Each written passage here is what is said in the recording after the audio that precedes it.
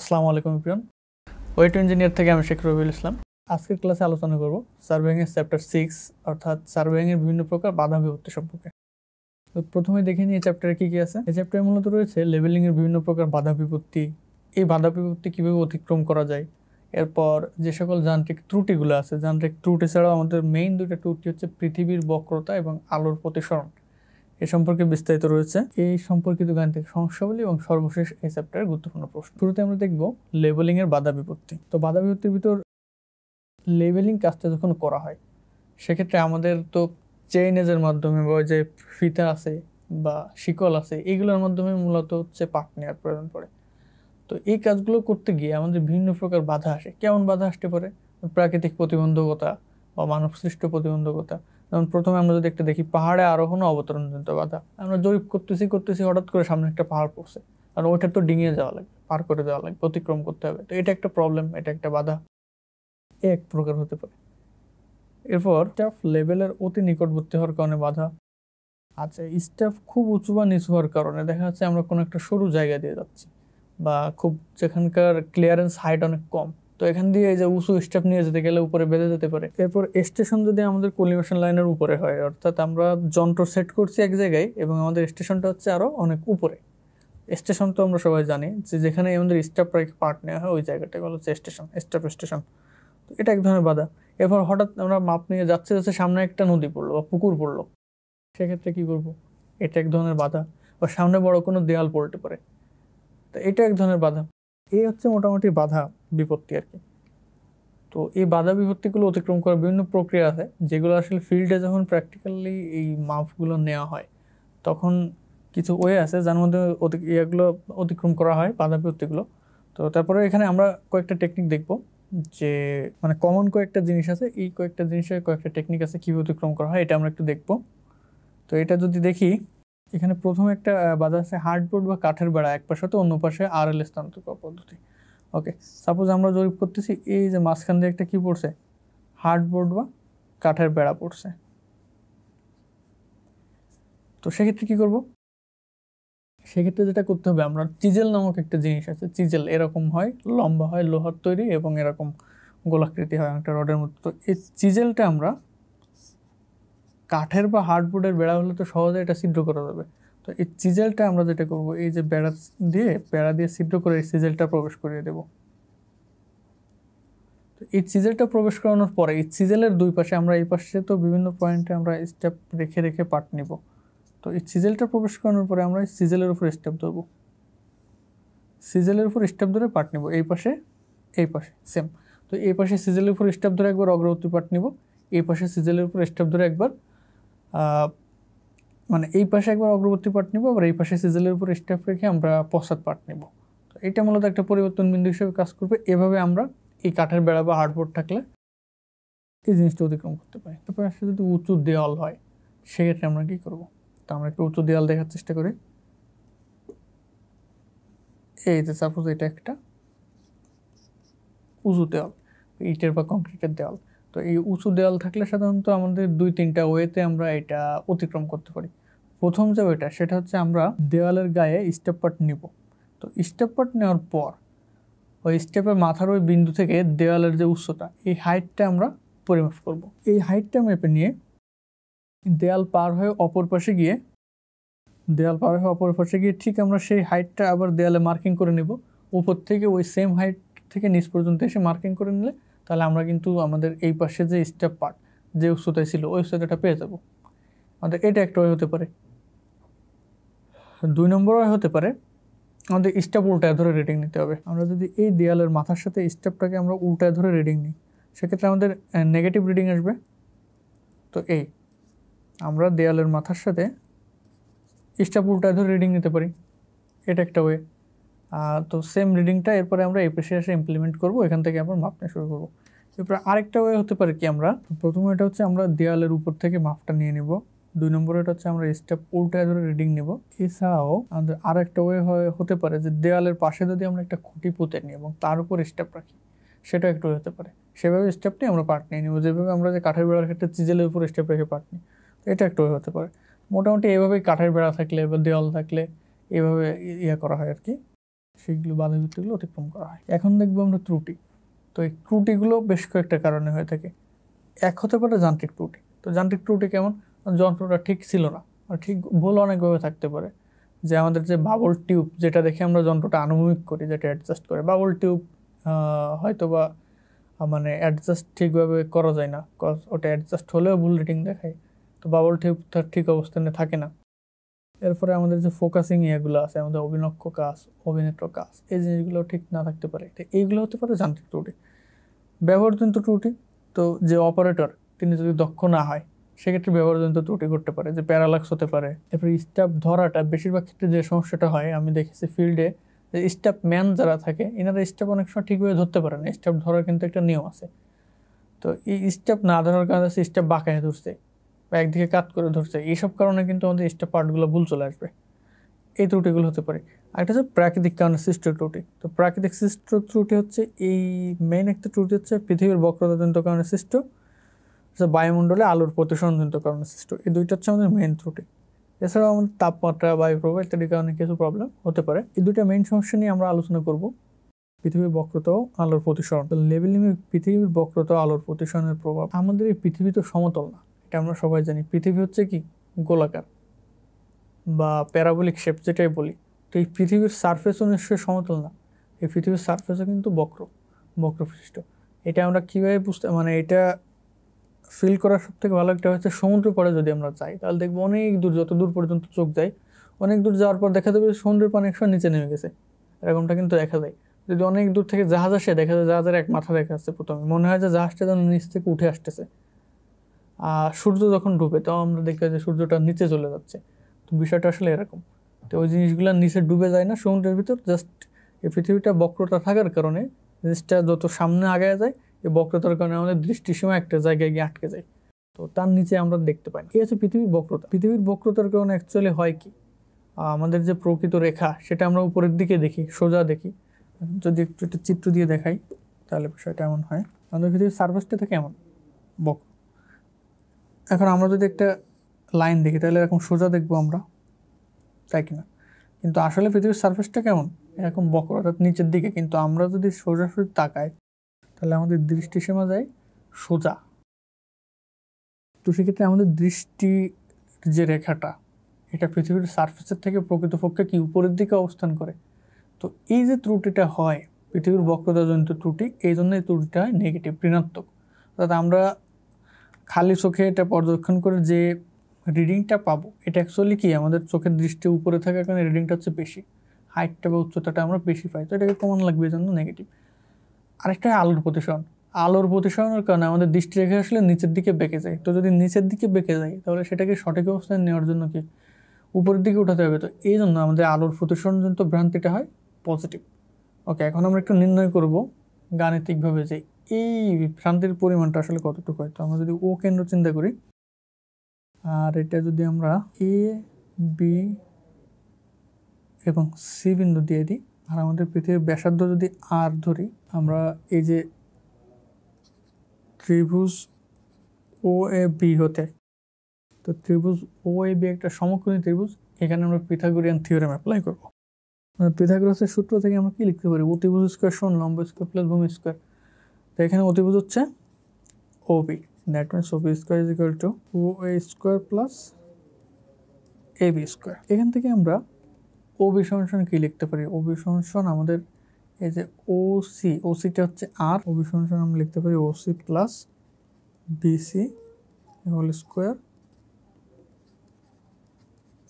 Plus A B. তো OC, আমাদের OC এবং ও এর মানটা হলো আর, তাহলে আর প্লাস বিসি এটা হোল স্কোয়ার, ও এটা হচ্ছে আর স্কোয়ার প্লাস এ বিটা আমরা যে দূরত্ব পরিমাপ করতেছি, এই দূরত্বটাকে আমরা ডি ধরে নিলাম, তাহলে ডি স্কোয়ার। এটাকে যদি আমরা বর্গ করতে, তাহলে R square plus 2r into BC plus BC square R square plus D square. তো উভয় পাশ থেকে আর স্কোয়ার বাদ যাচ্ছে। এখন কথা হলো আমাদের এই বিসিটা এই যে পৃথিবীর ব্যাসার্ধের তুলনায় খুবই নগণ্য। আর আমাদের পৃথিবীর বক্রতার জন্য আমাদের দৃষ্টিরেখা যতদূর যাচ্ছে, এই কারণে যে পার্থক্যটা হচ্ছে, এই যে এই বিসিটা আসলে পৃথিবীর ব্যাসার্ধ তো অনেক সুবিশাল, তো এই ব্যাসার্ধের কাছে পৃথিবীর ব্যাসার্ধের কাছে এই বক্রতা বা এই দূরত্বটা হচ্ছে খুবই সামান্য, যার কারণে আমরা কি খুবই সামান্য দূরত্বকে যদি আবার বর্গ করি তাহলে এটা আরও বেশি ক্ষুদ্র হয়ে যাবে। তো স্কোয়ার করলে ছোটো জিনিসটি স্কোয়ার করলে কিন্তু আরও ছোটো হয়, যার কারণে আমরা এই বিসি স্কোয়ারটাকে কী করবো, নেগলেক্ট করবো, এটা নেগলেজেবল। তো বিসি স্কোয়ারকে নেগলেক্ট করলে আমাদের থাকতেছে 2r into BC is equal to D square. এখন আমাদের আর এই পৃথিবীর ব্যাসার্ধ আরটাকে আমাদের সাধারণত পৃথিবীর ব্যাস 6371 কিলোমিটার এবং ব্যাসার্ধ হচ্ছে 6371। পৃথিবীর ব্যাসার্ধকে 6371 কিলোমিটার ধরে আমরা সংশোধনটা নির্ণয় করি।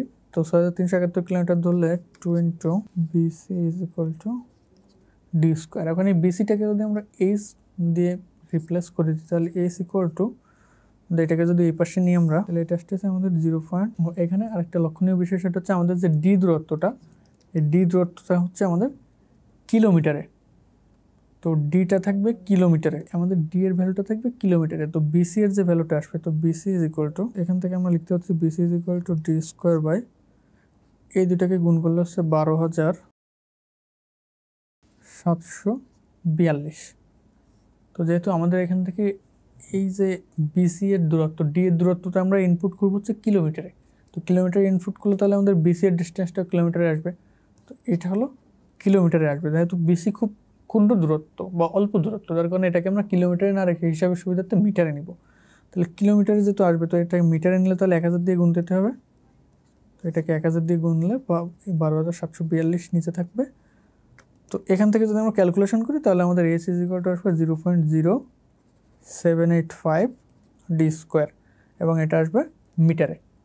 বাস, তো এটাই হলো আমাদের পৃথিবীর বক্রতাজনিত সংশোধনী, এবং এই সংশোধনীটাকে কি করা হয়, নেগেটিভ কনসিডার করা হয়। তো আমরা পৃথিবীর বক্রতাজনিত সংশোধনী পেয়ে গেলাম। এখন দেখবো আলোর প্রতিসরণ। পৃথিবীর বক্রতাজনিত সংশোধন সূত্রটা তাহলে দাঁড়াচ্ছে আমাদের এমন যে H equal to 0.0785 D square metre, যেখানে ডিটা থাকবে আমাদের কিলোমিটারে। এটা কিন্তু সবসময় অঙ্ক করার ক্ষেত্রে মাথায় রাখতে হবে। এখন আলোর প্রতিসরণের সংশোধনী। তো আলোর প্রতিসরণজনিত সংশোধনী সাধারণত পৃথিবীর বক্রতাজনিত সংশোধনের 7 ভাগের 1 ভাগ ধরা থাকে। তো আলোর প্রতিসরণজনিত সংশোধনী কারেকশন ফর লাইট যদি আমরা ধরি, তো সেটা আসবে হচ্ছে আমাদের 7 ভাগের 1 ভাগ যদি করি 0.0785/7, এটা করলে আসবে আমাদের 0.0112 ডি স্কোয়ার মিটার। আর পৃথিবীর বক্রতাজনিত সংশোধনী হয়, আলোর প্রতিসরণজনিত সংশোধনটা হয় পজিটিভ। কেন পজিটিভ হয় সেটা আমি প্রথমে আলোচনা করেছি। আলোর প্রতিসরণজনিত সংশোধনী পেয়ে গেলাম। এখন আমরা দেখব দুটা সংযুক্ত সংশোধনী, একটা নেগেটিভ একটা পজিটিভ।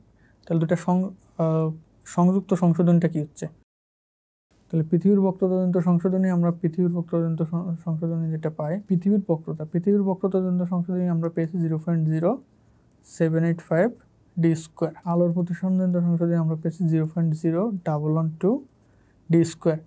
তো আমাদের প্রথমটা হচ্ছে নেগেটিভ, এটা হচ্ছে পজিটিভ। তাহলে আমাদের সংযুক্ত সংশোধনীটা কী হবে, সংযুক্ত সংশোধনী দুইটাকে যদি আমরা প্লাস মাইনাস করি তাহলে আসবে 0.0673 ডি স্কোয়ার, এটা থাকবে নেগেটিভ মিটার। ওকে, তো এটা হচ্ছে আমাদের সংযুক্ত সংশোধনের সূত্র, এটাই বেশি কাজে লাগবে, ইউজ হবে আর কি। Is equal to 0.0673 D square metre. এক্ষেত্রে একটা বিষয় খেয়াল রাখতে হবে যে আমাদের এই যে সংশোধনী, সাধারণত 200 মিটারের কম দূরত্বের জন্য এই সংশোধনী ব্যবহার করা হয় না।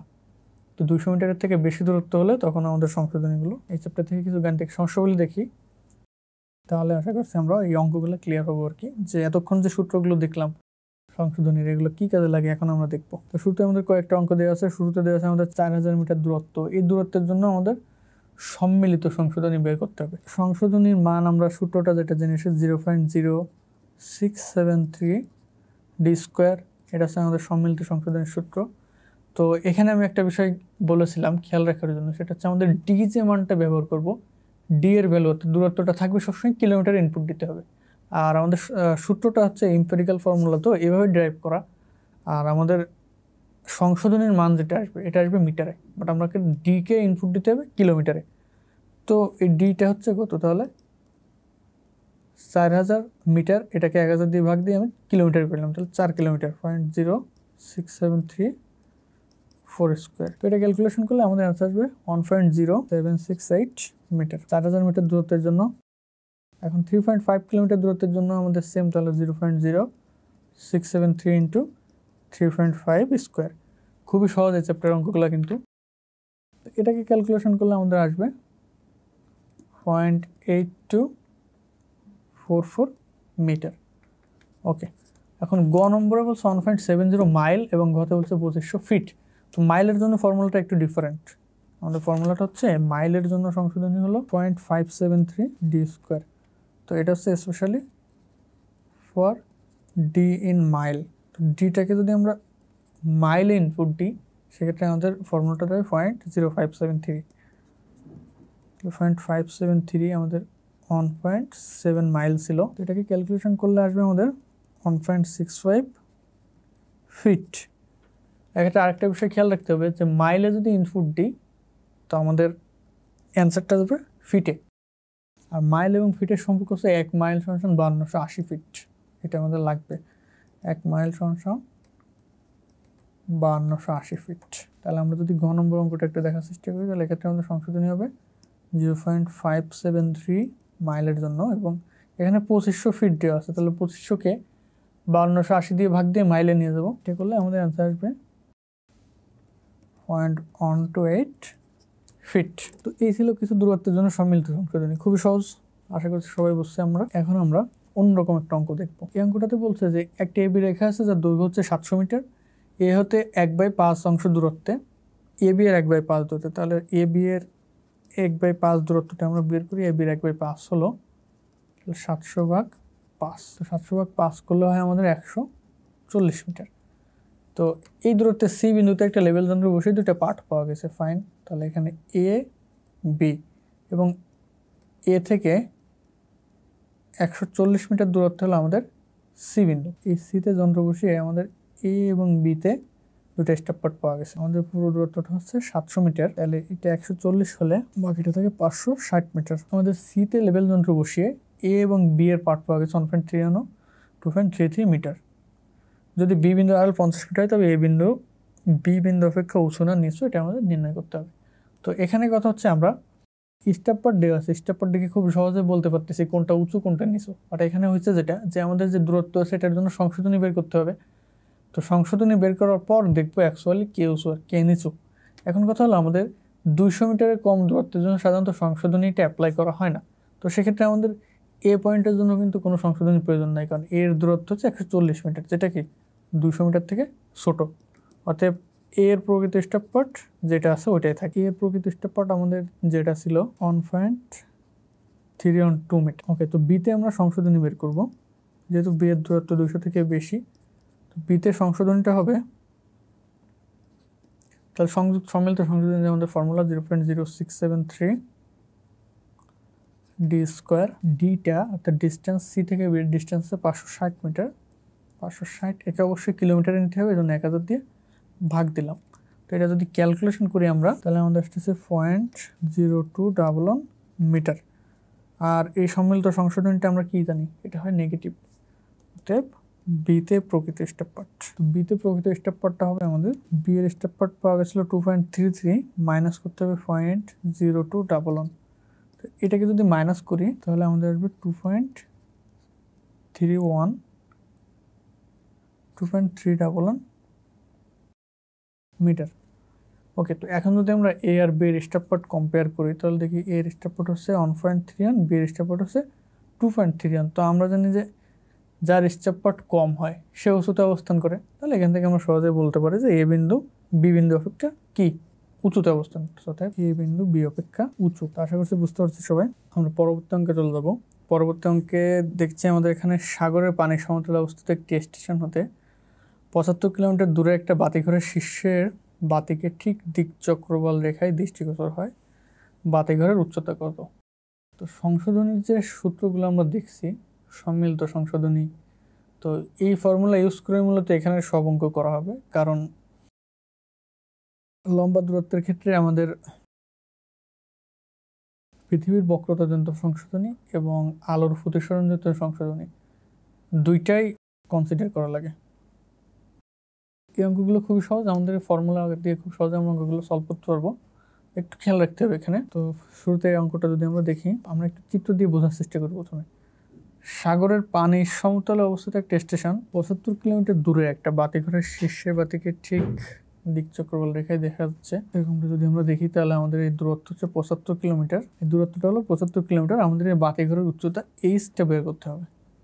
খুবই সিম্পল। তো আমরা যে সূত্র জানি, আমাদের এইচ ইকুয়াল টু হচ্ছে 0.0673 ডি স্কোয়ার, এবং এটা থাকে মিটারে, এবং আমাদের ডিটা থাকে কিসে, কিলোমিটারে। তো এখানে কিলোমিটারই দেওয়া আছে, ডি দেওয়া আছে 75 কিলোমিটার। তো এটাকে যদি ক্যালকুলেশন করি তাহলে আসবে 378.5 মিটার। যেহেতু আমাদের এই অঙ্কের আউটপুট সবসময় কি মিটারে আসবে। ওকে, তো এটাই অ্যান্সার। খুবই সহজ অঙ্ক, আশা করছি বুঝতে পারছি সবাই। আমরা পরে আরেকটা অঙ্ক দেখবো। একজন পর্যবেক্ষক এত বেগে চালিত কোনো জাহাজের মাছ তুলে চড়ে 1 ঘন্টা 5 মিনিট পর দিকচক্র হলে দেখতে পেলেন। পর্যবেক্ষকের দু চোখের উচ্চতা 1.7 কিলোমিটার হলে পানি তল থেকে মাছ তুলের চূড়ার উচ্চতা, এখানে একটু মিস্টেক হয়েছে, পর্যবেক্ষকের দুই চোখের উচ্চতা 1.7 মিটার হবে। দুই চোখের উচ্চতা সাধারণত মিটারে হয়ে থাকে, 1.7 কিলোমিটার অনেক বেশি দূরত্ব।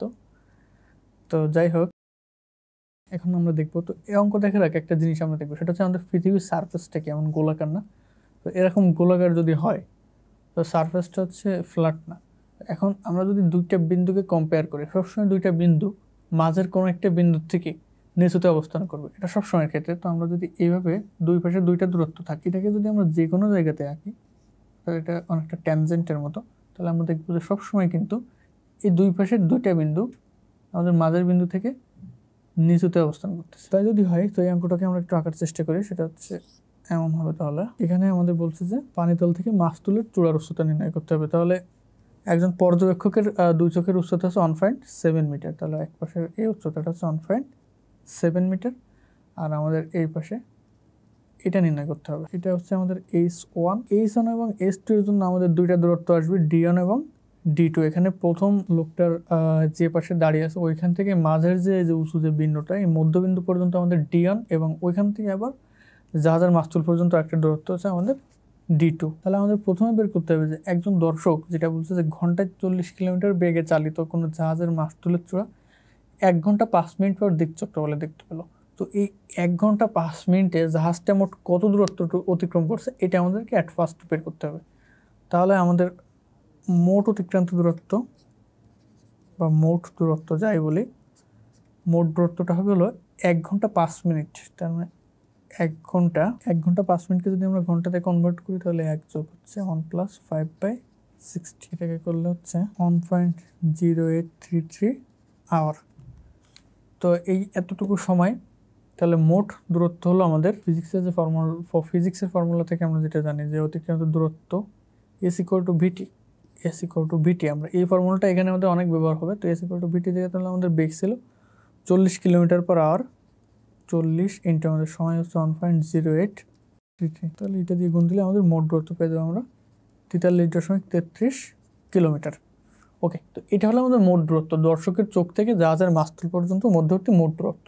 তো এদিকে দর্শকের যে চক্ষু উচ্চতা, এই উচ্চতার জন্য আমরা প্রথমে তাহলে D1 বের করব। তো D1 = আমরা জানি যেহেতু H = 0.0673 ডি স্কোয়ার, তাহলে ডিটাকে এক পাশে রাখলে, তাই এটাকে ক্যালকুলেশন করলে ডিটাকে এক সাইডে রেখে বাকিগুলোকে অন্য পাশে হটালে যে স্কোয়ার, কারণে একটা রুট হবে। তো H/0.0673।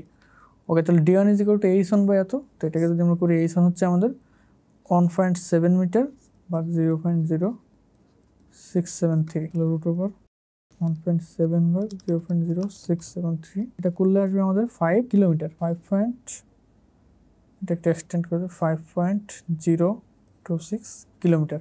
তো আমাদের যেহেতু এই ফর্মুলাগুলোতে ডি এর মান থাকে কিলোমিটার এবং এইচ এর মান থাকে মিটারে, এটা কিন্তু অবশ্যই খেয়াল রাখতে হবে। ডি এর মান কিন্তু মিটারে লিখলে হবে না। তো আমরা D1 পেলাম, এখন আমরা D2 বের করবো এবং সে D2 থেকে H2 বের করবো। তাহলে আমাদের D2 কত হবে, আমাদের মোট দূরত্বটা হচ্ছে 43.33 কিলোমিটার। তো সেখান থেকে D1 বিয়োগ দিলে আমরা D2 পেয়ে যাব। এই যে মোট দূরত্ব থেকে আমরা যদি D1 বিয়োগ দিই, তাহলে 43.33 বিয়োগ আমাদের D1 হচ্ছে 5.026। তো এটাকে যদি আমরা বিয়োগ করি, তাহলে আসতেছে আমাদের 38.29 কিলোমিটার। অতএব এখান থেকে এখন আমরা মাস্তুলের যে উচ্চতা বা H2 এটা নির্ণয় করবো। তাহলে H2 ইকুয়াল টু আমরা কি জানি 0.0673 d2 স্কোয়ার। আমাদের d2 আছে 38.29। তো এটাকে ক্যালকুলেশন করলে আমাদের আসবে 98.65 মিটার। তো এটাই আমাদের উত্তর। আমাদের মাস্তুলের উচ্চতা হচ্ছে 98.65 মিটার। এই ছিল এটা। আশা করছি আমরা বুঝতে পারছি সবাই। এখনও যদি আমরা ক্লিয়ার না হয়ে থাকি তাহলে এখান থেকে আরও দু একটা অঙ্ক দেখলে আমরা ক্লিয়ার হয়ে যাবো আশা করছি। আমাদের পরবর্তী অঙ্ক হলো পৃথিবীর ব্যাস নির্ণয় করার জন্য একজন জরিপকর শান্ত পানিতেলের উপর 1.5 মিটার উচ্চতা বিশিষ্ট দণ্ডের মাথায় এত কিলোমিটার দূর হতে ঠিক দিগন্ত রেখে দেখতে পেল। জরিপকরের দৃষ্টির উচ্চতা 2 মিটার, পৃথিবীর ব্যাস কত? ওকে, তো এখানে আমাদের যে বেসিক যে ফর্মুলাটা ছিল ওইটা ইউজ করে ব্যাস নির্ণয় করতে হবে। ঠিক আছে, তাহলে আমরা যদি এটা একটু আঁকাই নিই তাহলে বিষয়টা এমন দাঁড়াচ্ছে। এটা পৃথিবী, এখন এই লোকের পৃথিবীর ব্যাস নির্ণয় করা শখ হয়েছে। তো সে যেটা করছে, এই লোক এক পাশে দাঁড়িয়ে আরেক পাশে একটা দণ্ডের মাথা দেখতে পাচ্ছে 9.42 কিলোমিটার দূর হতে ঠিক দিগন্ত রেখায় দেখতে পাচ্ছে 9.42 কিলোমিটার। এক পাশে আমাদের সেই জরিপকরের দৃষ্টি উচ্চতা হচ্ছে 2 মিটার এবং উনি শান্ত পানিতলের উপর নিজেই 1.5 মিটার উচ্চতা দাঁড়ানো এবং তার উপর তার দৃষ্টি উচ্চতা হচ্ছে 2 মিটার। তাহলে জরিপকরের মোট উচ্চতা h1টা আমাদের 2 প্লাস 1.5 অর্থাৎ 3.5 মিটার। তাহলে এই পাশে h1 is equal to 3.5 metre. আর এই দূরত্বটা হচ্ছে আমাদের d1, এটা হলো d2। আর আমাদের নির্ণয় করতে হবে আর এবং d নির্ণয় করতে হবে আমাদের h1 h2। সরি, এখানে একটু মিস্টেক হয়ে গেছে। সেটা হচ্ছে না, আমাদের এখানে h1 h2 দুটার ভ্যালু দেওয়া আছে। এখানে বলতেছে যে 1.5 মিটার উচ্চতা বিশিষ্ট দণ্ডের মাথা। এই যে 1.5 মিটার উচ্চতা, এটা হচ্ছে আমাদের যে দণ্ডের উচ্চতা। তার মানে এটা হচ্ছে এই যে এক পাশে 9.42 কিলোমিটার দূরের যে উচ্চতা, এটা হচ্ছে 1.5 মিটার। আর অপর পাশে ওই লোকটার দৃষ্টির উচ্চতা হচ্ছে 2 মিটার। ওকে, তার মানে আমাদের h1 h2 দুইটার মানে দেওয়া আছে এবং মাঝের দূরত্ব দেওয়া আছে। তো এখান থেকে আমরা আলাদা আলাদাভাবে d1 এবং d2 নির্ণয় করতে হবে। তো এখন আমরা যদি দেখি,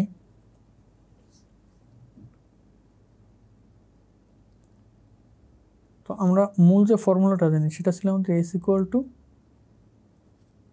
ডি স্কোয়ার বাই 2r, যেখান থেকে আমরা আর এর মান 6371 কিলোমিটার বসিয়ে আমরা একটা ফর্মুলা জেনারেট করছিলাম। কিন্তু এখানে আমাদের আর এর মানই বের করতে হবে। ওকে, তাহলে আমরা জানি এই অঙ্কে এইচ এর মানটা থেকে মিটারে, তো এইচ এর মানটা যেহেতু মিটারে থাকে একে আমরা 1000 দিয়ে ভাগ দিয়ে কিলোমিটার নেব এবং ডি এর মান তো আমরা ইনপুট ডি কিলোমিটারে, সো দুই পাশে কিলোমিটারে আসলো। তো এখানে ওকে, তো এটা হবে আমাদের ফর্মুলা। এখন h1 এর মান আমরা 2 মিটার ইউজ করবো। তাহলে 2/1000 is equal to D square by 2r। তো এখান থেকে যদি আমরা d1 বের করি, এটা d1 এবং এটা h1, তাহলে d1 সমান সমান রুট ওভার 4r/1000। ওকে, তো সেম এজ আমরা যদি h2 নিই তাহলে h2 ভাগ 1000 কিলোমিটার চলে আসলো ডি স্কোয়ার বাই 2r, এখানে d2।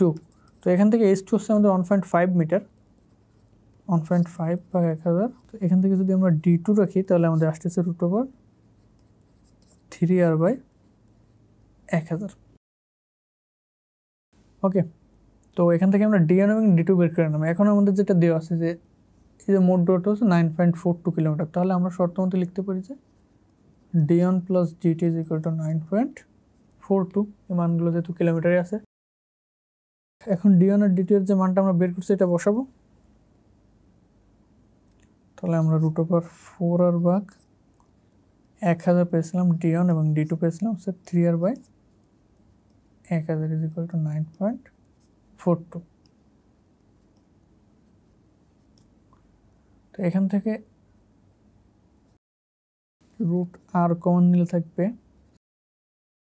Root 4/1000 plus root 3/1000 equal to 9.42। তো কিছুই না, এখান থেকে জাস্ট এটা ক্যালকুলেশন করলে এবং ক্যালকুলেশন করে এটাকে এই সাইডে পাঠিয়ে ভাগ করে আমরা যদি স্কোয়ার করি, স্কোয়ার করলে যেহেতু রুট আছে উভয় পাশে স্কোয়ার করলে আমাদের আর এর মান এখান থেকে চলে আসবে 6370.99 কিলোমিটার। তো এটাকে আমরা 6371 কিলোমিটার বলতে পারি। তো যেহেতু আর পেয়ে গেলাম আমরা, অতএব ব্যাস বা পৃথিবীর ব্যাস বা ডি হবে হলো আমাদের ডি সমান আমরা জানি 2r। এটাই করলে হচ্ছে 12,742 কিলোমিটার। এবং এইটাকে আমরা স্ট্যান্ডার্ড ধরে মূলত আমরা ফর্মুলাটা এখান থেকে ড্রাইভ করি, যেটা থেকে আমাদের ওইটা আসে 0.0673 ডি স্কোয়ার কিলোমিটার। এই ছিল মোটামুটি অঙ্কটা, আশা করছি আমরা বুঝতে পারছি সবাই। এখন দেখি আমাদের পরবর্তী অঙ্ক। পরবর্তী অঙ্কে বলছে একজন পরিদর্শক গড় সমুদ্র সমতল হতে 4 মিটার উঁচু জেটির উপর দাঁড়িয়ে 40 মিটার মাস্তুল বিশিষ্ট একটি জাহাজের ছাড়ার 2 ঘন্টা পর পর্যন্ত জাহাজটি দেখতে পেল। যদি জেটি হতে পরিদর্শকের চোখের উচ্চতা 1.5 মিটার হয় তবে জাহাজের গতিবেগ ও দূরত্ব কত ছিল। ওকে, তো গতিবেগ নির্ণয়ের জন্য প্রথমে আমাদের দূরত্ব নির্ণয় করতে হবে এবং যে দৃশ্যমান সময়টা দেওয়া আছে, তো এখান থেকে খুব সহজে আমরা গতিবেগ বের করতে পারবো। তো সর্বপ্রথম আমরা দূরত্ব নির্ণয় করব। তো এক্ষেত্রে বলছে যে আমাদের পরিদর্শক ছিল গড় সমুদ্র সমতলে 4 মিটার উঁচু জেটির উপর দাঁড়িয়ে এবং তার চোখের উচ্চতা হচ্ছে 1.5 মিটার। তাহলে এই সনটা হবে মোট 4 যোগ হচ্ছে 1.5 অর্থাৎ 5.5 মিটার। তাহলে এক পাশে আমাদের উচ্চতা থাকবে 5.5 মিটার এবং অপর পাশে জাহাজের মাস্তুলের উচ্চতা হচ্ছে 40 মিটার। ওকে, এখানে থাকবে D1 এবং D2। তাহলে প্রথমে আমরা D1 এবং D2 বের করে নিব, দুটা যোগ করে আমরা মোট দূরত্ব পাবো, দেন সময় দিয়ে আমরা ভাগ দিয়ে বেগ বের করবো আর কি। তাহলে প্রথমে আমরা D1 বের করি। আমরা জানি D is equal to, আমাদের মূল যে ফর্মুলাটা আমরা জানি S equal to 0.0673 D square. তো D1 সমান তাহলে √H/0.673। তো এই সনটা হচ্ছে আমাদের 5.5 মিটার। তো এখান থেকে যদি আমরা ক্যালকুলেশন করি তাহলে এটা আসতেছে 9.4 কিলোমিটার দৃশ্যমান দিগন্ত দূরত্ব। আর D2 যদি আমরা ক্যালকুলেশন করি সেম হয়তো, তাহলে D2 is equal to H2/0.6। তো H2 হচ্ছে আমাদের 40 মিটার, 0.0673। এটা ক্যালকুলেশন করলে আমাদের আসবে 24.38 কিলোমিটার। ওকে, তাহলে দুই ক্ষেত্রে আমরা দৃশ্যমান দিগন্ত দূরত্ব বের করে ফেললাম। তো এই দৃশ্যমান দূরত্ব, এখন আমাদের মোট দূরত্ব বের করতে হবে। আমাদের মোট দূরত্ব তাহলে জাস্ট দুইটাকে যোগ করে দিলেই হবে। দুইটাকে যোগ করলে আসবে আমাদের 33.42 কিলোমিটার। ওকে, তাহলে আমরা জাহাজের মোট দূরত্ব পেয়ে গেলাম দর্শকের জায়গা থেকে, এবং জাহাজের গতিবেগ, যেহেতু জাহাজটা ছাড়ার পর 2 ঘন্টা পর্যন্ত দেখতে পাওয়া গেছে, তো দৃষ্টিগোচর হয়েছে, তো সেক্ষেত্রে জাহাজের গতিবেগ, আমাদের গতিবেগ V = D/T। তো আমাদের এখানে দূরত্ব হলো 33.42, টি হলো 2 ঘন্টা, যেটা আমাদের প্রশ্নে দেওয়া ছিল ছাড়ার 2 ঘন্টা পর পর্যন্ত দেখতে। তাহলে এখান থেকে এটাকে ভাগ করলে আমাদের আসবে 16.71। এবং যেহেতু বেগ, তো এখানে দূরত্ব ছিল মিটারে আর আমাদের সময়টা ছিল ঘন্টাতে, তাহলে এই এককটা হচ্ছে কিলোমিটার পার আওয়ার। তো এটাই আমাদের অ্যান্সার, জাহাজের গতিবেগ দূরত্ব পেয়ে গেলাম। আশা করছি আমরা বুঝছি সবাই। এখন দেখি আমাদের পরবর্তী অঙ্কে কী আছে। একই অঙ্ক বাট একটু ডিফারেন্ট, এখানে একটু ট্রিক্স খাটানো হয়েছে, বা এটা একটু মনে রাখতে হবে আর কি। যে দুইটা জাহাজ একই বন্দর হতে একই দিকে একই সময় সমুদ্র যাত্রা করলো, কনসেপ্ট একই, বাট এখানে এক্সট্রা একটা জিনিস আসবে, সেটা হচ্ছে যদি দুইটা জাহাজ একই দিকে কখনো যায়, তো সেক্ষেত্রে আমাদের যে বেগ থাকবে, দুইটা জাহাজের বেগ থাকবে, দুইটা বেগ বিয়োগ করতে হবে। এবং দুইটা জাহাজ যদি দুই দিকে যায় এক জায়গা থেকে, তাহলে বেগ দুইটা যোগ করতে হবে। তো এটা যদি আমরা একটু সলভ করার চেষ্টা করি, সেটা মনে রাখতে হবে। আমি আবার রিপিট করতেছি, যদি একটা বিন্দু থেকে দুইটা জাহাজ ছেড়ে পরস্পর দুই দিকে যেতে চাই, তো আমরা সাপোজ ধরলাম যে দুইটা জাহাজে 10 কিলোমিটার পার আওয়ার করে স্পিডে যাচ্ছে, তাহলে একটা স্থির বিন্দু সাপেক্ষে যদি একটার বেগ 10 কিলোমিটার পার আওয়ার হয়, তাহলে এই একই বিন্দু সাপেক্ষে এই দিকে আরেকটা চললে তার বেগ কী হবে? তার বেগ হবে আরও 10 কিলোমিটার পার আওয়ার। যদি একই বেগ হয়, তাহলে সেক্ষেত্রে মোট বেগ কত হবে আমাদের? একটা জাহাজের সাপেক্ষে আর একটা জাহাজ 20 কিলোমিটার পার আওয়ার বেগে কিন্তু কি দূরে সত্যি থাকবে। তো যদি এমন হয় যে একটা বিন্দু থেকে একটা জাহাজ দুইটা জাহাজ ছেড়ে দুই দিকে যাচ্ছে, সেক্ষেত্রে দুইটা বেগ যোগ হবে, V1 + V2 হবে। আর যদি এমন হয় একই বিন্দু থেকে একই দিকে যাচ্ছে, তো সেক্ষেত্রে যদি দুইটা জাহাজ একই কনস্ট্যান্ট বেগে চলতে থাকে, তাহলে তাদের মাঝের যে দূরত্ব, এই দূরত্বের পরিবর্তন কখনোই হবে না। আর যদি এমন হয় একটার বেগ বেশি একটার বেগ কম, তাহলে মাঝে একটা দূরত্ব তৈরি হবে। তো এক্ষেত্রে বেগ কী হবে? দ্বিতীয় জাহাজে থাকা যাত্রীর কাছে প্রথম জাহাজের বেগ হবে ওদের বেগের থেকে যতটুকু জাস্ট বেশি ওইটুকু, তার মানে দুইটা জাহাজের বেগের বিয়োগফলটা হবে আমাদের এখানে রেজাল্ট্যান্ট ভেলোসিটি আর কি। তো এখন আমরা দেখবো দুইটা জাহাজ একই বন্দর হতে একই দিকে সমুদ্র যাত্রা করলো, মাস্তুলের উচ্চতা একটা 15 মিটার, একটা হচ্ছে 6 মিটার, এবং গতিবেগ প্রতি ঘন্টায় যথাক্রমে 12 কিলোমিটার ও 7 কিলোমিটার। ওকে, তো প্রথম জাহাজের মাস্তুলের উচ্চতা আমরা ধরলাম 15.14 মিটার এইসন, আর আমাদের H2 হচ্ছে 6.75 মিটার। তো সেক্ষেত্রে আমরা D1 এবং D2 নির্ণয় করব। তাহলে আমাদের D1 আসবে √H1 আর হচ্ছে 0.0673 কিলোমিটার। তো এটাকে যদি ক্যালকুলেশন করি, এটা হচ্ছে 15 কিলোমিটার, এবং D2 হবে 6.75 ভাগ, এটা হবে 10 কিলোমিটার। ওকে, তাহলে আমাদের মোট দূরত্ব ডি সমান হবে d1 প্লাস d2, তো 15 আর 10 25 কিলোমিটার। তাহলে এখন আমাদের বলছে যাত্রার পর কতক্ষণ এবং কত দূর পর্যন্ত জাহাজ দুটি পরস্পরকে দেখতে পাবে। ওকে, তাহলে আমাদের দূরত্ব হলো 25 কিলোমিটার।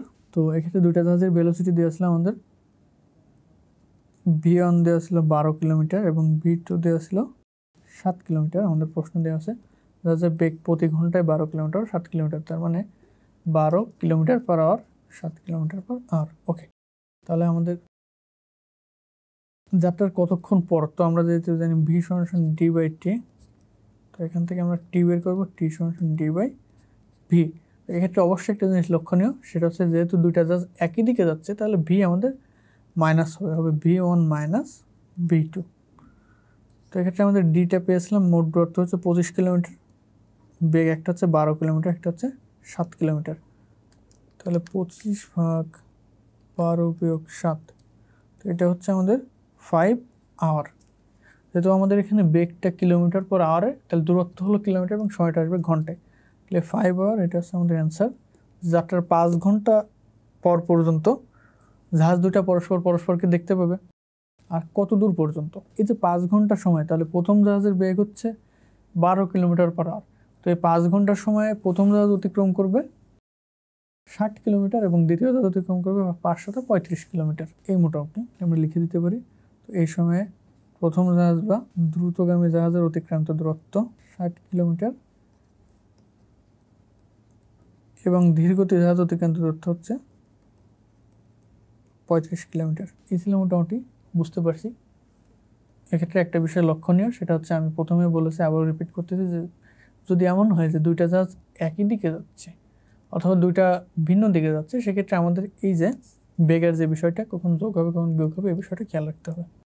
তো আমরা পরবর্তী অঙ্ক দেখবো এখন। এখানে গড় সমুদ্র সমতল হতে 4 মিটার উঁচু একটি জাহাজের পাটাতনের উপর দাঁড়িয়ে 1.12 মিটার উঁচু একজন নাবিক অন্য এক জাহাজের 18 মিটার উঁচু মাস্তুলের শীর্ষবিন্দু ঠিক দিগন্ত রেখায় দেখতে পায়। জাহাজ দুটির মাঝের দূরত্ব বসলাম কত সময় পর্যন্ত পরস্পরকে দেখতে পাবে। খুবই সহজ অঙ্ক, আমরা আগে এগুলো যেভাবে করে এসেছি ওইভাবেই করবো। এখানে আমাদের দুইটা উচ্চতা দেওয়া আছে, একটা হলো 4 মিটার উঁচু জাহাজের পাটাতনের উপর দাঁড়িয়ে 1.12 মিটার উঁচু নাবিক অন্য একটা 18 মিটার উঁচু মাস্তুলের শীর্ষবিন্দু, তাহলে একটা মাস্তুলের উচ্চতা 18 মিটার আর এর হলো এই পাশে 4 আর 1.12 মানে 5.12 মিটার। তাহলে দুইটা উচ্চতার জন্য আমরা d1 এবং d2 দুইটা দূরত্ব বের করবো। তো সেক্ষেত্রে d1 সমান আমাদের আসবে h1 0.0673। এটা ক্যালকুলেশন করলে আমাদের d1টা হবে, প্রশ্ন একটু ভুল আছে, এখানে আমাদের 4 মিটার না, এটা হচ্ছে আমাদের এখানে 8 মিটার ছিল, তো 8 প্লাস 1.12 দ্যাট মিনস 9.12 মিটার এক পাশের উচ্চতা ছিল, তো 9.12, এটাকে ক্যালকুলেশন করলে আমাদের 11.9 কিলোমিটার। আর অন্য জাহাজের জন্য যার মাস্তুলের উচ্চতা হলো 18 মিটার, এর জন্য যদি দৃশ্যমান দিগন্ত দূরত্ব নির্ণয় করে তাহলে সেটা আসবে 18/0.0673। এটাকে করলে আমাদের দৃশ্যমান দিগন্ত দূরত্ব ক্যালকুলেশন করলে আসবে 16.36 কিলোমিটার। তো জাহাজ দুটির মাঝের দূরত্ব, তাহলে জাহাজ দুটির মাঝের দূরত্ব বা মোট দূরত্ব যেটা, সেটা আমাদের জাহাজ দুটির মাঝের দূরত্ব হলো 11.9 যোগ 16.36, দুটাকে যোগ করলে আসবে আমাদের 28.26 কিলোমিটার। তো জাহাজ দুটির মাঝের দূরত্ব এবং কত সময় পর্যন্ত পরস্পরকে দেখতে পাবে, এক্ষেত্রে কত সময় পর্যন্ত দেখতে পাবে এই প্রশ্নের অ্যান্সার পেতে হলে অবশ্যই আমাদের জাহাজের বেগ দেওয়া থাকতে হবে। বেগ দেওয়া থাকলে আমরা দূরত্বকে বেগ দিয়ে ভাগ দিলে সহজে কিন্তু সময়টা পেয়ে যাবো। এই ছিল মোটামুটি আমাদের লেভেলিংয়ের বাধা বিপত্তি ও ভুল ভ্রান্তি সংক্রান্ত সংশোধনীমূলক যে অঙ্কগুলো।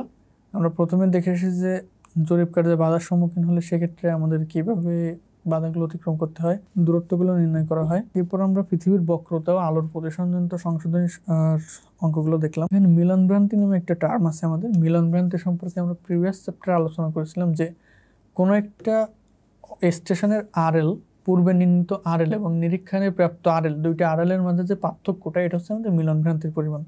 তো এই মিলন ভ্রান্তির মান নির্ণয়ের জন্য কয়েকটা সূত্র বের করা হয়।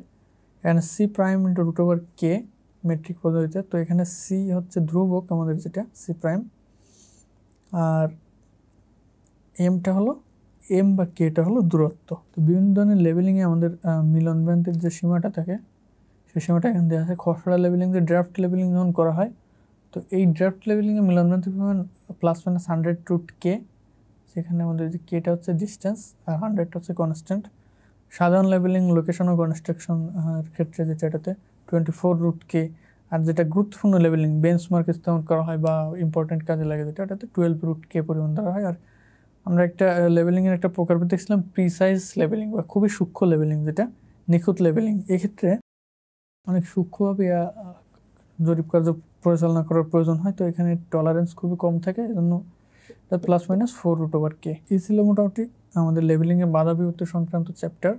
এখান থেকে পরীক্ষাতে সাধারণত অতি সংক্ষিপ্ত যে প্রশ্নগুলো এসে থাকে, লেভেলিংয়ের ত্রুটি কয় প্রকার, কি পৃথিবীর বক্রতা, আলোর প্রতিসরণ, স্টেপপার্টে কি প্রভাব ফেলে, এটা আমরা আলোচনা করেছি পূর্বে। সংক্ষিপ্ত রচনামূলক প্রশ্নগুলোর ভিতর লেভেলিং করার সময় কি অসুবিধার সম্মুখীন হতে হয়, লেভেলিং কার্যে উঁচু দেয়াল অথবা কাঠের বেড়া থাকলে কীভাবে এটা প্রতিবন্ধকতা অতিক্রম করতে হয় সে সম্পর্কে আমরা আলোচনা করেছি শুরুতেই। এবং পৃথিবীর বক্রতার জন্য যে ভ্রান্তির পরিমাণ, এই যে প্রমাণটা, এটা আমরা দেখেছি। এই ছিল মোটামুটি আমাদের লেভেলিংয়ের বাধা বিপত্তি সংক্রান্ত চ্যাপ্টার। ধন্যবাদ সবাইকে।